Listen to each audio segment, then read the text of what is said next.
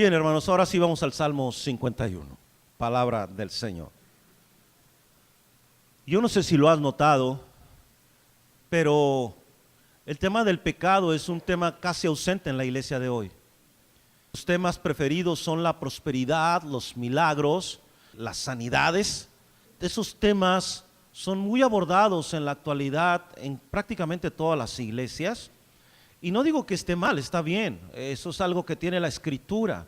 El problema es que el pecado es un tema que debe estar constantemente en nuestra vida. Déjame decirte por qué. Cristo en primera instancia no vino a sanar tu cuerpo, vino a perdonar tus pecados. Y eso nunca debes perderlo de vista, nunca como iglesia debemos perder de vista. No vino a hacerte rico, no vino a prosperarte, vino a perdonar tus pecados. Esa es la razón de su muerte, esa es la razón de su nombre, porque Él salvará a su pueblo de sus pecados. Y entonces, ¿sabes que Dios, Jesús, nunca se hace de la vista gorda? Disculpe la expresión. Me refiero a que Jesús siempre se va a acercar nuevamente contigo y conmigo para tratar el asunto del pecado. Él no cierra los ojos, Él no olvida el tema. Él no lo hace a un lado como si no hubiera pasado nada. Él siempre, tarde o temprano, va a volver contigo y va a hablarte acerca del pecado. ¿Por qué Dios está interesado en eso? Hermanos, porque lo que arruina nuestra vida es el pecado. Porque lo que me aleja de Dios es el pecado. Porque lo que lastima mi vida y lastima la vida de otros son mis pecados. Nuestra situación es que en ocasiones nosotros vemos cosas que hacemos o cosas que decimos, no las vemos como pecado, las vemos simplemente como hombre, así soy, ¿cuál es el problema? Y no es de esa forma. Por lo tanto, el Salmo 51 tiene un nuevo llamado para nosotros. El llamado divino a que entendamos que Dios no cierra los ojos ante tu pecado y ante el mío, sino que lo vuelve a tratar. Y que Él quiere realmente tocar tu corazón y es la oportunidad que nos da para ser renovados y para ser restaurados y que en arrepentimiento vengamos a Él y hablemos el asunto con confianza. Entonces, el Salmo 51 forma parte de un grupo de salmos que se llaman salmos penitenciales. Este grupo de salmos son el 6, el 32, el 38, el 51, el 102, el 130 y el 143. Estos salmos contienen de manera singular un pedido de perdón, poseen un carácter de arrepentimiento, contrición y sacrificio, en los cuales se presenta el rigor de la divina justicia o de la justicia divina, y el perdón que el pecador empedernido necesita por sus faltas. Estos son los salmos penitenciales y repito, el 51 es uno de ellos. Y es un salmo precioso escrito por David y que es en ocasión de aquella situación que tiene con Betsabé, de aquella aventura, de aquel adulterio que comete con Betsabé. Y eso tú lo puedes leer en el epígrafe del Salmo. Allí viene una descripción breve, muy diplomática, porque dice al músico principal, Salmo de David, cuando después que se llegó a Betsabé, vino a él Natán el profeta. Cuando se llegó a Betsabé es una manera muy bonita de decir que cometió adulterio, que se metió con la mujer que no se debería de meter. Eso es lo que está diciendo ahí. Ahora, repito, quizás el tema del pecado no es atractivo, pero el pecado nunca lo ha sido, ¿no? Bueno, el pecado sí, los resultados no. No es un tema que nos agrade como quisiéramos, pero hay que tocarlo, no porque tenga que, sino porque Dios, el Señor esta tarde quiere hablar con alguien en particular y quiere hacerle ver que tiene que resolver la situación hoy, no mañana. Así que pon atención a lo que voy a enseñarte. El Salmo comienza diciendo: ten piedad de mí, oh Dios. Y esas son palabras que hablan de un corazón adolorido, hablan de un corazón quebrantado, hablan de un corazón que ha entendido que ha fallado. Es un corazón que ha venido delante de Dios y que está haciendo esto, hermano, pidiendo piedad. La idea de piedad, hermanos, es una súplica que se da a alguien que está tan alto y hay un ser tan bajo que no puede alcanzar a esa persona, y la súplica es esta: inclínate a mí, Señor, porque yo ya no puedo alcanzarte. Es decir, yo no puedo alcanzarte. Mi pecado, lo que soy, impide que yo llegue hasta donde tú estás, pero tú, que eres un Dios de misericordia, inclínate a mí. Esa es la súplica, ese es el ruego. Y sabes, hermana, hermano, está lleno o llena el ruego, lleno el clamor de honestidad, de sinceridad, está lleno de contrición. Y él, el salmista David, suplica por la misericordia de Dios, porque si tú lo lees ahí dice es conforme a tu misericordia. Es decir, David no está ocultando nada. David está diciendo: Señor, si tú no te acercas a mí con misericordia, yo voy a caer prácticamente muerto delante de tu presencia. Señor, yo sé que tú eres misericordioso, por eso pido que tengas piedad de mi vida. Pido, Señor, que te acerques con misericordia hacia mí. Ahora, hermano, para que David llegara a un momento de contrición como este, tuvo que pasar algo. Hable tu Biblia en el Salmo 32, por favor. Y dice en el versículo número 3: mientras callé, envejecieron mis huesos en mi gemir todo el día, porque de día y de noche se agravó sobre mí tu mano, se volvió mi verdor en sequedades de verano. Mira, el Salmo 32 tiene que leerse junto con el 51. Fueron escritos por David y apuntan al mismo suceso. Uno es en el momento del arrepentimiento, el 51, y el 32 es una vez que él se ha arrepentido. Ahora, lo que yo quiero que entiendas, hermano, es que hay un momento en que David se negaba a reconocer su situación. Hay un momento en que David luchaba en su interior por no decir que había cometido un pecado. Él simplemente vio una mujer, la tomó, la hizo suya y él pensó que no había pasado nada. Déjame explicarte alguna costumbre de aquel tiempo. Los reyes que no pertenecían al pueblo del Señor, esos reyes, la costumbre era que si alguna muchacha o alguna mujer les gustaba, simplemente la tomaban, tuviera dueño o no. Entonces, si había una chica guapa, esposa de algún hermano de la iglesia, el rey la tomaba y decía: bueno, corazoncito, se viene conmigo, ya no va a estar con ese viejo gordo, va a estar ahora conmigo. Y entonces, ¿sabes que nadie le podía decir nada al rey? El rey.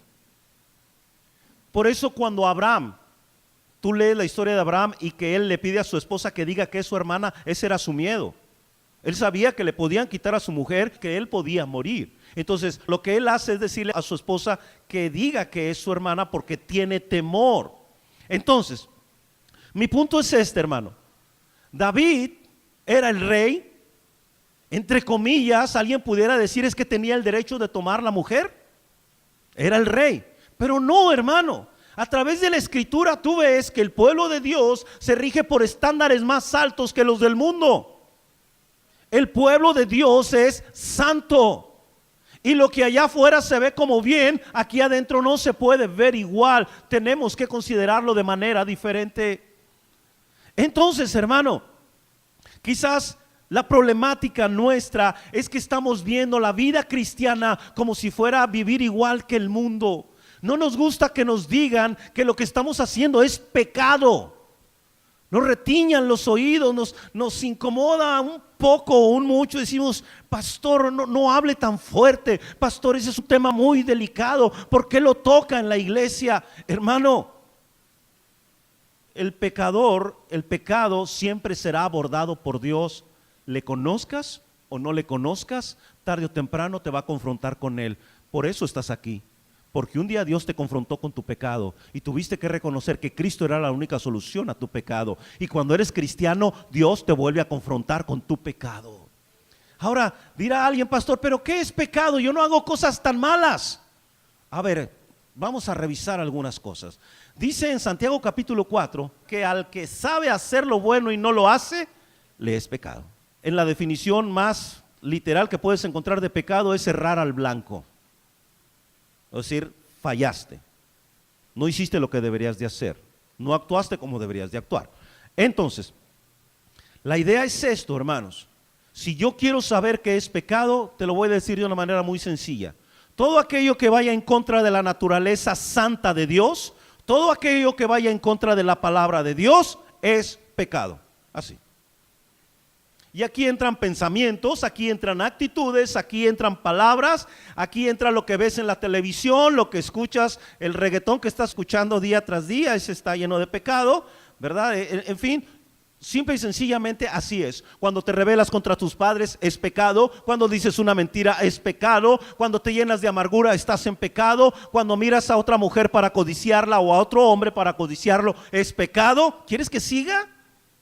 Creo que ya entendiste. Entonces, ¿por qué crees que Dios aborda el tema del pecado? Porque quiere perdonarnos, porque quiere limpiarnos, quiere purificarnos y que vivamos en su estándar, no en el de nosotros. Porque yo puedo justificar de mil maneras, yo puedo llegar y decir, bueno, lo hice porque lo necesitaba. Sí, como dicen algunos hombres, todos los hombres necesitamos un desahogo, por eso fui y me emborraché. Ah, qué bien.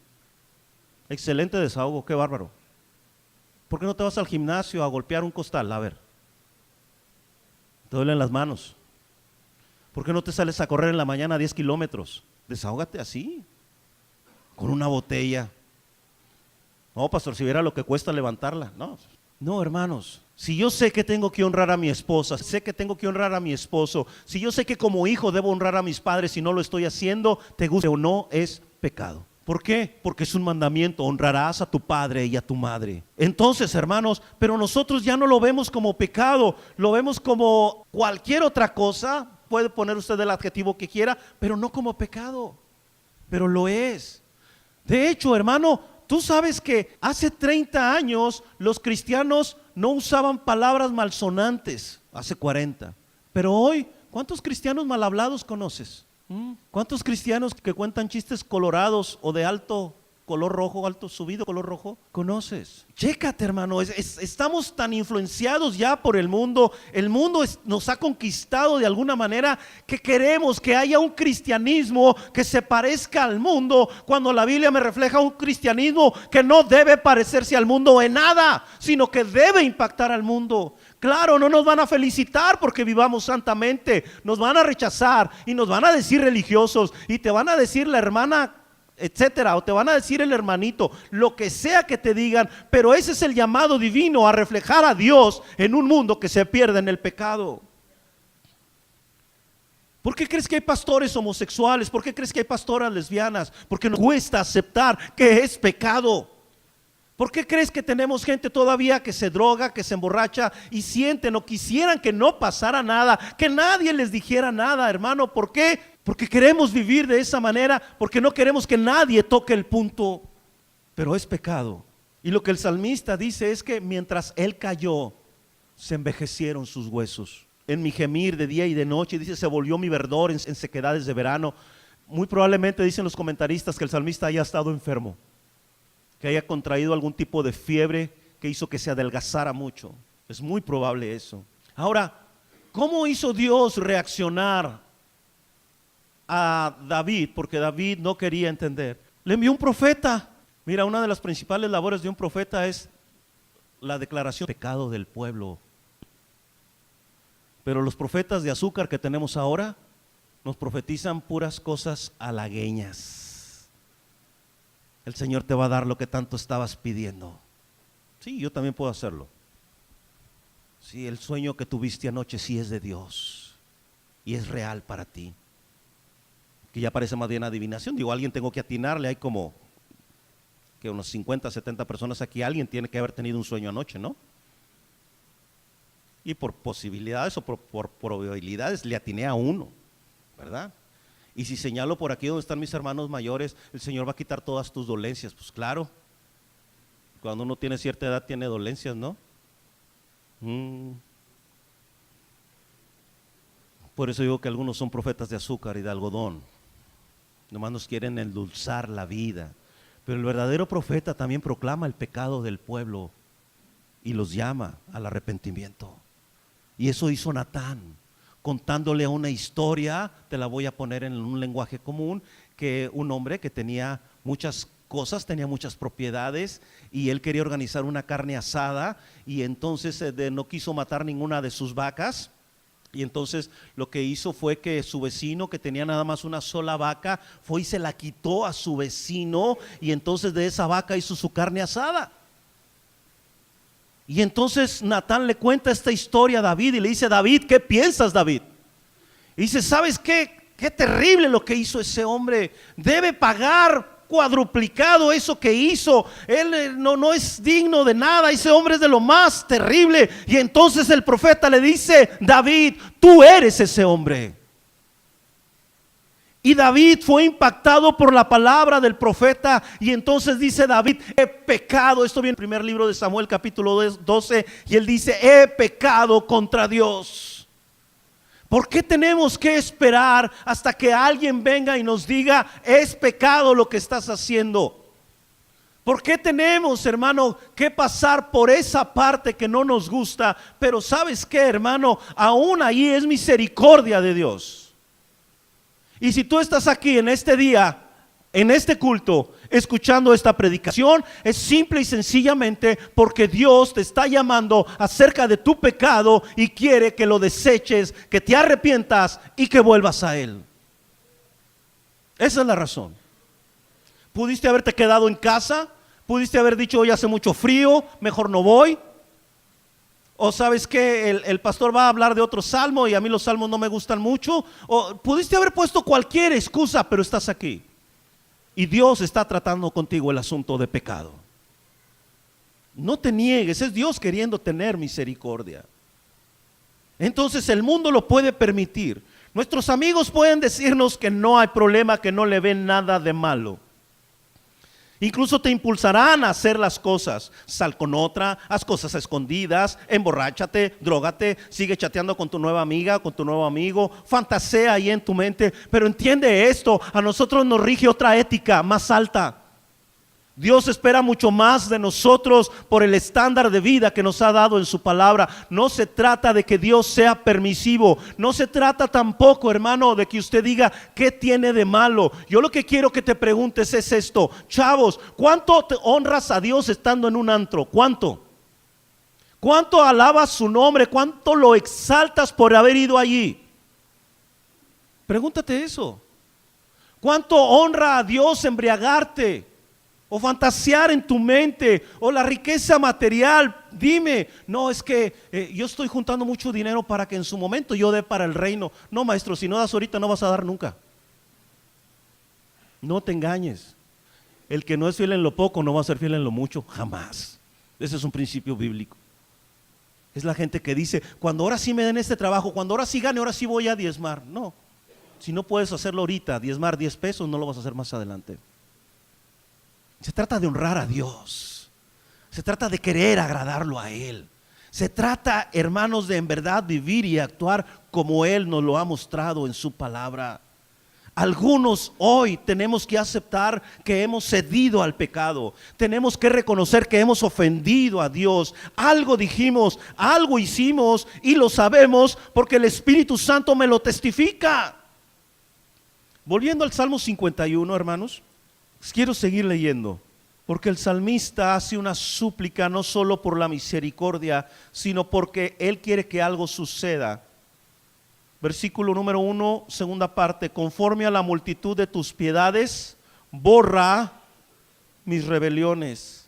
Y luego dice: lávame más y más de mi maldad. Y luego dice: y límpiame de mi pecado. ¿Sabes que estas palabras son muy interesantes? La palabra borra, lávame y límpiame. Te voy a decir por qué. La palabra en hebreo para borrar o borra mis rebeliones significa alisar golpeando. La palabra lávame en hebreo es lavar con fricción. Y límpiame es llegar a ser puro. Entonces fíjate, alisar golpeando, lavar por fricción, llegar a ser puro. ¿Sabes qué está diciendo David? Señor, haz lo que tengas que hacer en mi interior, haz lo que tengas que hacer en mi vida, pero quiero llegar a ser puro. Trata conmigo como tengas que tratar. No está pidiendo David, golpéame Señor, golpéame. No, está diciendo, ahí en mi interior hay algo, Señor, que solo tú puedes tocar, algo con lo que solamente tú puedes tratar, Señor. Y yo te ruego que hagas tu obra en mi interior de tal manera que yo quede limpio, que yo llegue a ser puro delante de ti. La misma idea es el versículo 7, purifícame con hisopo y seré limpio, lávame y seré más blanco que la nieve. Y en primera de Juan 1:9, ¿recuerdas lo que dice? Que si confesamos nuestros pecados, Él es fiel y justo para perdonarnos y para limpiarnos de toda maldad. Eso es lo que está pidiendo David. No sé si lo sabes, pero David por lo menos viola 2 de los 10 mandamientos. El primero de ellos es Éxodo 20:13, no matarás, porque mata a Urías. Y el segundo es Éxodo 20:14, no cometerás adulterio. El estándar de vida para nosotros es ese. No matarás es no cometerás asesinato. No podemos hacerlo. No podemos adulterar. Y la Biblia dice que aún, y cuando miras a una mujer con tus ojos y la codicias, ¿estás frito? ¿Estás frita, hermana? No hay más, con eso es suficiente. No tienes que llegar al hecho, con que lo consideres aquí y aquí es pecado. ¿Sabes, amado hermano? David es un hombre que cuando entendió que había pecado, no podía justificarse de ninguna manera. Versículo 3, porque yo reconozco mis rebeliones. Déjame explicarte esa parte. David está diciendo, Señor, yo reconozco que hay una naturaleza en mí que se rebela contra ti. Sé lo que tengo que hacer, pero no lo hago. Eso es lo que quiero que cambies, Señor. Sí, yo creo que la mayoría sabemos lo que tenemos que hacer, ¿no es cierto? ¿Y por qué no lo hacemos? Solo es una reflexión que quiero que hagan en este momento. Y cuando dice, y mi pecado está siempre delante de mí, dice, Señor, hay algo en mi naturaleza que me impulsa a pecar y no lo puedo controlar, Señor. Necesito que me ayudes. Necesito que cambies mi interior. Necesito que algo suceda, Señor, y solamente lo puedes hacer tú. Límpiame de mi pecado. Quiero llegar a ser puro. Mira, hay algo que solamente Dios puede hacer en tu espíritu, en tu alma. Pero a nosotros nos corresponde apartarnos de lo malo. Colosenses 3 lo dice, que dejemos aquello que es pecado. Eso es un llamado divino del apóstol Pablo, y también en Romanos nos dice que si permanecemos en la carne o vivimos conforme a la carne, moriremos, y que tenemos que hacer morir las obras de la carne. De tal manera entonces, hermano, que yo quiero que entienda eso. Si yo estoy fallándole a Dios, si yo estoy haciendo algo que no agrada a Dios, estoy pecando. No lo disfrace de nada. Me contaron esta anécdota. En alguna ocasión yo fui a Mexicali, Baja California, una ciudad inmensamente caliente. No sé cuántos conozcan para allá, pero hacen unos calores de 45 y 48 grados a la sombra, impresionante.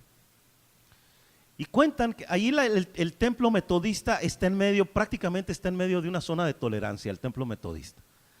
Y entonces regularmente veías chicas de la vida galante afuera del templo, ¿verdad? Y también borrachos y todo ese asunto. Y una vez se les metió un borracho al templo. Y el pastor lo vio, estaba sentado en la parte de atrás, y pues el borrachito se murió en el culto. Entonces tuvo que venir el ministerio público y todas esas cuestiones, ¿no? Y entonces tiempo después se volvió a meter otro borracho, y entonces los sugieres se pusieron al tiro y dijeron, no nos puede volver a pasar. Entonces se sentaron uno al lado derecho y otro al lado izquierdo del borrachito, y cuando veían que el borrachito colgaba el pico, lo palmeaban así para que se alivianara, ¿no? Y otra vez, y luego empezaron a orar por él, y empezaron a reprender y un chorro de cosas. Y entonces el borrachito muy enojado les dijo: ya, yo también soy hermano, pero ahorita ando medio caidón. Bueno, por lo menos fue honesto. Sí, a veces así pasa. Nos involucramos en algo que no deberíamos, en relaciones no permitidas, en contactos no permitidos, en reacciones que realmente no agradan al Señor. Mira, hermano, pueden ser engaños, puede ser venganza, puede ser ira, puede ser soberbia, puede ser orgullo, puede ser querer llenar tu vacío con cosas materiales, puede ser pornografía, puede ser adulterio, puede ser algo que traigas ahí en tu teléfono y por eso no quieres que nadie lo vea. Lo que sea, Dios te está dando esta tarde y quiere que enfrentes tu pecado y que encuentres la redención y el perdón de tu pecado y te alejes de eso para siempre.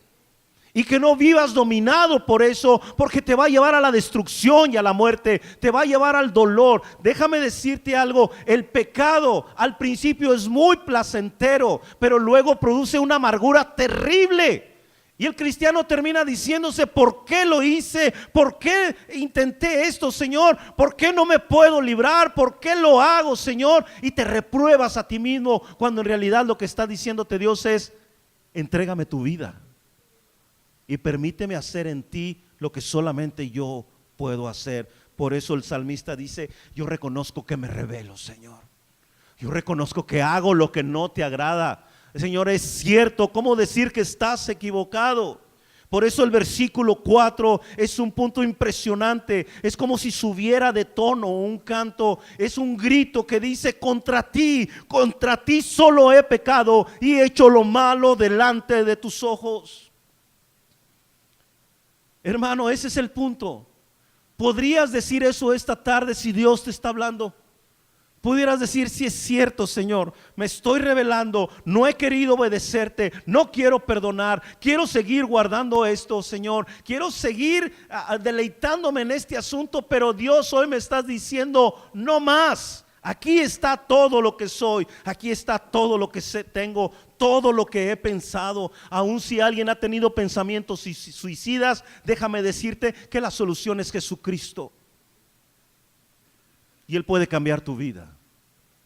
Y no tienes que estar así. Sabes, amado hermano, no tienes que seguir luchando con eso. Lo que tienes que hacer es rendirte y venir ante Dios, hermana, y pedirle perdón al Señor, y podrás experimentar la libertad del pecado. No tienes que vivir controlada ni controlado por el pecado. Así que con todo su corazón: yo reconozco mis rebeliones, contra ti, Señor, contra ti he pecado. Y luego dice: para que seas reconocido justo en tu palabra. Esto es una manera, hermanos, de decir: cuando usted y yo pecamos, hacemos quedar mal a Dios. Porque lo que la gente ve en nuestra vida es un Dios que no tiene ningún problema con lo que hacemos. Un Dios, permítame la expresión, pasalón. Un Dios light. En la mañana yo planteaba que podríamos ser una iglesia muy moderna, una iglesia posmodernista, que nuestro eslogan fuera: se permite pecar, pero sin exceso. Está bien, ¿no? Te puedes dar una escapada, pero sin excesos. ¿Okay? O sea, relax el asunto. Sí, tan loco como decir: vamos a poner una para cristianos, ¿no? Y les controlamos la bebida. Y que se llame un espacio relajante para ti. No, hermano, sería una locura. Ojalá nunca haya una iglesia así. Espero en Dios que no la haya, que no exista. Pero a veces queremos, hermano, que Dios sea light. Queremos que Dios no sea tan exigente. Mira, dale gracias a Dios que no es como el Tuca, porque el Tuca sí está loco. Pero Dios es misericordioso. Dios se acerca a ti y te dice esta tarde: arrepiéntete. Yo ya te había dicho que estás pecando, que lo que estás haciendo no me agrada. Arrepiéntete, pero luchas. ¿Por qué? Porque lo quieres mantener, quieres tener la razón, te resistes. El salmista lo hizo, te lo dije ahorita en el Salmo 32, pero llega un momento en que se dobla y reconoce que ha pecado. Hermano, no podemos seguir haciendo quedar mal a Dios delante de la gente, porque la gente no lo va a honrar, porque está viendo cómo somos nosotros, porque está viendo cómo actuamos, cómo nos expresamos, está viendo las palabrotas que decimos, está viendo que nos enojamos con facilidad, que odiamos a los demás en lugar de amar y de perdonar. Tenemos que cambiar y tenemos que atender al asunto, al llamado que Dios nos hace en esta tarde, hermanos. Así que mira lo que dice el versículo número 8: hazme oír gozo y alegría, y se recrearán los huesos que has abatido. Esconde tu rostro de mis pecados y borra todas mis maldades.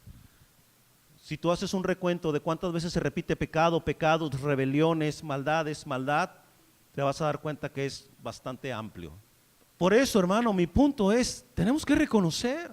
¿Cuánto más nos vamos a seguir escondiendo? ¿Cuánto más vamos a seguir justificando lo que hacemos? Necesito ya reaccionar y darme cuenta que yo no puedo seguir ocultando lo que estoy haciendo. Dios lo sabe, Dios lo ha visto. Por eso me encanta ver este corazón de David que se quiebra, que no se justifica, que no culpa a nadie ni a nada. Mira, cuando el Señor lo confronta, no empezó David a decir: mira, Señor, espérame tantito, Betsabé se baña en lugares cuestionables, porque él la vio. Señor, ¿por qué no cerró la cortina, Betsabé?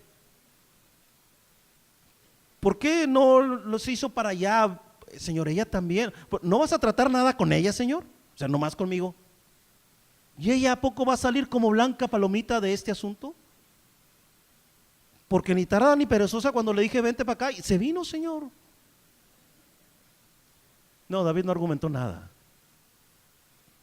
Simplemente dijo: pequé, Señor, te ofendí, fallé como rey, porque yo soy el rey y no hice lo que debería haber hecho, lo que tú esperabas de mí como rey. Señor, estoy cubierto de vergüenza y he deshonrado tu nombre, tu glorioso y santo nombre. Todo eso lo puedes ver allí en David.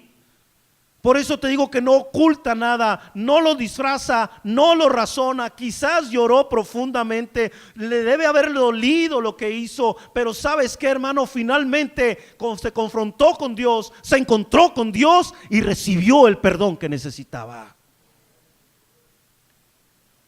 Por eso el Salmo 32 comienza de la siguiente manera. ¿Quieres volver al Salmo 32? Bienaventurado aquel cuya transgresión ha sido perdonada y cubierto su pecado. Para este punto David ya había encontrado la restauración de su vida. Y él termina diciendo algo, hermanos, y es una petición que está en el versículo 10. Te invito a que lo leas conmigo.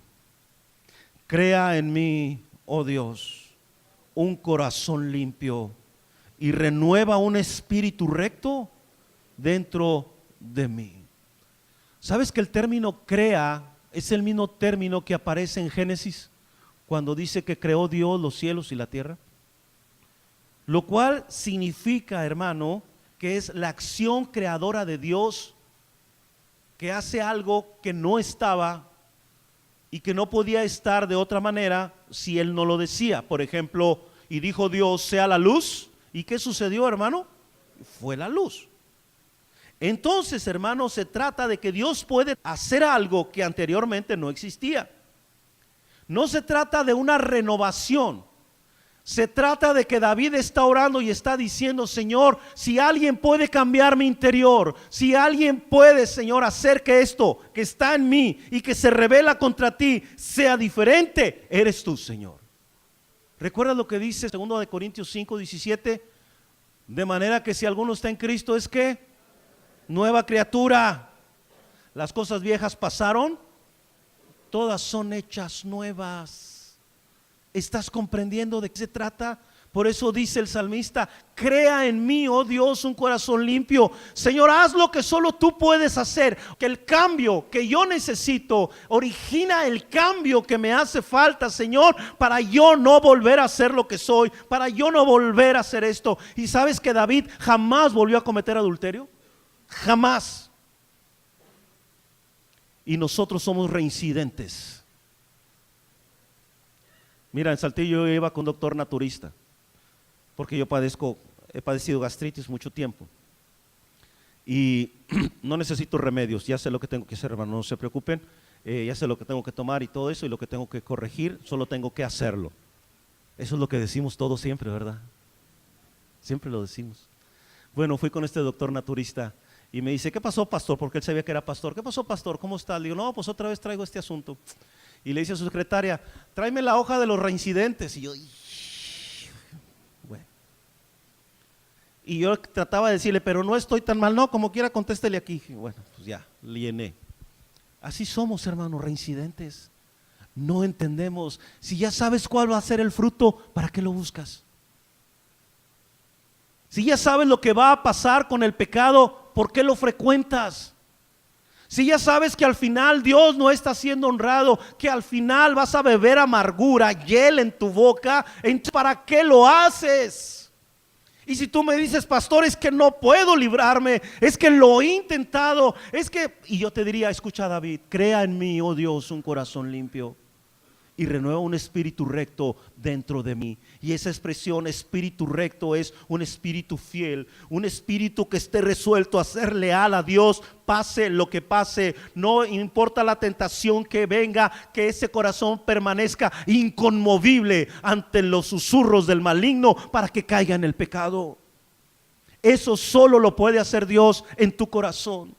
Por eso esta tarde Dios te está abordando y te está diciendo: te estoy hablando a ti y te estoy diciendo que lo que estás haciendo es pecado, y te estoy diciendo que te doy la oportunidad hoy de arrepentirte, de que vuelvas a mí y de que yo restaure tu vida. ¿Tomarás la oportunidad? ¿O seguirás diciendo: Señor, es que sí quiero, pero no puedo? Por eso viniste al culto este día, porque Dios quería tratarlo contigo.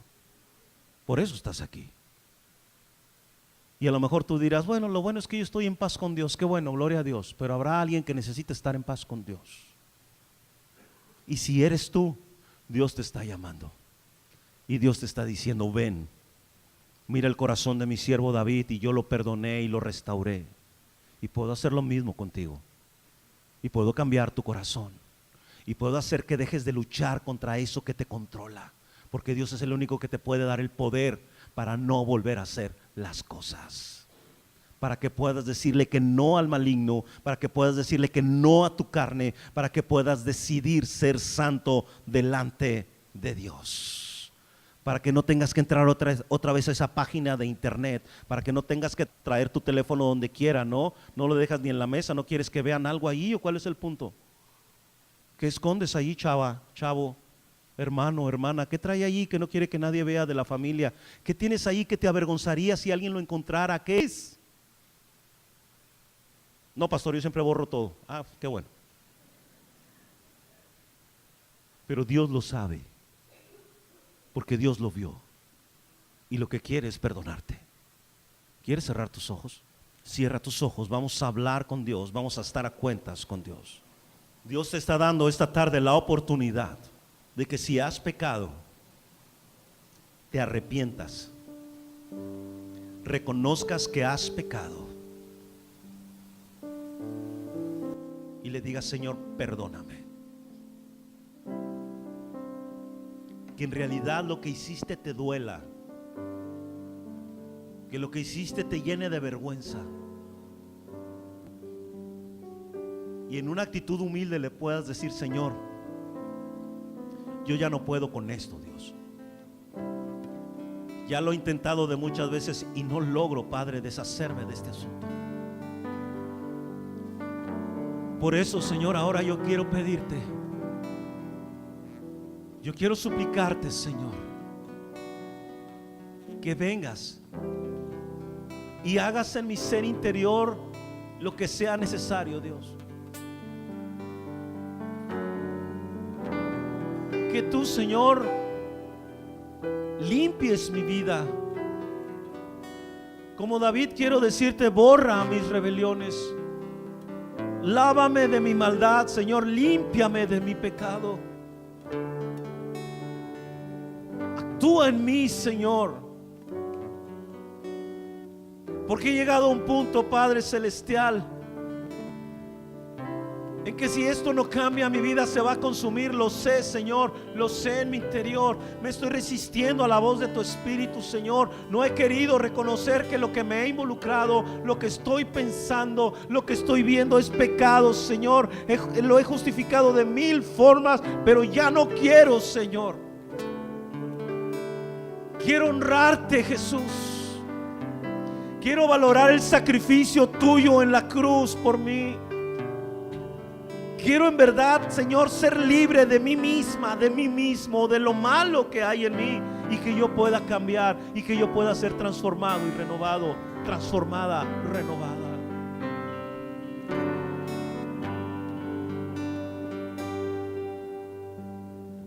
Habla con Dios, hermano, hermana. Sus oídos están atentos. Esta tarde Él se acercó a ti con gracia y con misericordia. Lo que hayas hecho, Dios puede perdonarlo y puede darte el poder para que nunca más lo vuelvas a hacer, para que nunca más lo vuelvas a sentir. Pero tienes que venir y decirle: contra ti he pecado, Señor, y he hecho lo malo delante de tus ojos.